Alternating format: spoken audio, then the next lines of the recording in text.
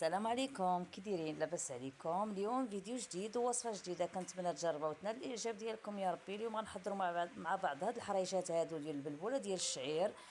كيجيو غزالين وصحيين، شهوه منهم. كنبداو بسم الله على بركه الله. كناخذ هنايا واحد 3 الكيسان ديال البلبوله رقيقه اللي كنكون ديجا غسلتها مزيان. كنديرها في واحد الكاسرونه اولا اناء ديال الزاج بلا ما تتفاداو ديال البلاستيك. كنخوي عليها الماء طايب، الماء اللي كيكون غليان بحال غنعمرو به اتاي على هذا الشكل كما كتشوفوا. صافي كنحاولوا نغطيوها بالماء، الماء اللي غادي يكون طايب. صافي على هذا الشكل هذا كنخليوها حتى الصباح. انا غادا نديرها في الليل والصباح هذا غادا نطيبها. صافي كنعمر عليها الماء على هذا الشكل كما كتشوفوا. ما تخافوش راه الصباح غادا تشرب، غادا تلقاوها شربات. كيجيو هاد الحريشات هادو كيجيو غزالين ومنسمين، شهوه منهم، غير جربوهم ما تندموش. صافي هنايا كنغطيوها بواحد الاناء وكنخليوها حتى الغد ليه. كما قلت لكم كتبات ليله كامله، كتجي على هذا الشكل هذا راه شربات، ما تخافوش. صافي هنا غنضيف ليها واحد الكميه ديال النافع، حبه حلاوه والملح والخميره ديال الخبز. تقدروا تضيفوا الزعتر، انا ما كانش عندي. هاد المنسمات هادو كيجيو معاهم غزالين صراحه، كيجيو مع هاد الحريشات زوينين. صافي هنا غنخلط هاد المكونات مزيان، هاد الخميره وهاد الزرارع مع هاد البلبوله. صافي هنا ومن بعد غادا نضيف تقريبا واحد نص كاس ديال الزيت الزيتون. نص كاس ديال زيت الزيتون. زيت الزيتون كيجي الصراحه كيجي مع هاد البلبوله ديال الشعير كيجي غزاله.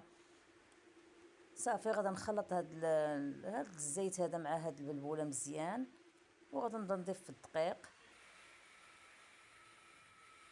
كما كتشوفوا. هنا غادا نضيف الدقيق القمح الكامل، تقدروا تضيفوا سميده رقيقه. انا غنضيف هاد الدقيق القمح الكامل اللي غادا نكون غربلته، حيت ليه ديك النخاله ديالو. وغادا نضيف 2 كيسان كما قلت لكم. كنحاولوا الكاس اللي عبرنا به البلبوله هو اللي غنعبروا به الدقيق. صافي كنخلط مزيان، انا غنخلط غير بيدي مزيان باش كنتحكم فيها. كنحاولوا نخلطوا مزيان باش تخلط لينا هذيك البلبوله مع داك الدقيق على هذا الشكل هذا. حاولوا نخلطوا من التحت للفوق باش المكونات كاملين كينسجموا مع بعض، ما كتبقاش لينا جهه فيها الدقيق وجهه فيها البلبوله. كما كتشوفوا الطريقه سهله. كنتمنى منكم غير ما تنسونيش من لي لايك والبارطاج والمشاهده الكامله للفيديو.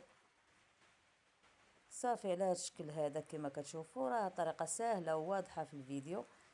صافي كما ملي كنخلطها على الشكل هذا كندوزو نحضروا باش غادي كنحضروا البلبوله باش غادي نمرمدوها. انا صراحه خدمت غير بالبلبوله الغليظه، ما عنديش المتوسطه. صافي كناخذ واحد الكميه ديال العجين كنمرمدها في ديك البلبوله. كناخذ اي غطاء ديال اي قنينه اولا. انا خديت غير هذه ديال الفرماج وغلفتها بالسلوفان، هي اللي غادي ناخذ على داك الشكل ديال الحريشات. صافي كناخذ كما قلت لكم كميه كنمرمدها في واحد كنمرمدها في البلبوله وكندير على هذا الشكل هذا. صافي كنبسطها حتى كتاخذ داك الشكل الدائري. صافي ومن بعد كنقلبها كنحطها في المقلاة. الطريقه سهله كما كتشوفوا، طريقه واضحه. صافي كنبقى مستمره ناخذ واحد الكميه اخرى ديال ديك العجينه كنمرمدوها في ديك البلبوله على هذا الشكل هذا. غنزيد شويه بانت ليا باقا صغيره، بانت لي ديك ضروري ديروا الحريشات قد قد. صافي هنا غادي ناخذ واحد الكميه هي غنديرها نفس الطريقه، غنبسطها في هذاك الغطاء ديال الجبن ديال الفرماج. صافي كنحاولوا نبسطوه ونرشوا بالبلبوله على هذا الشكل.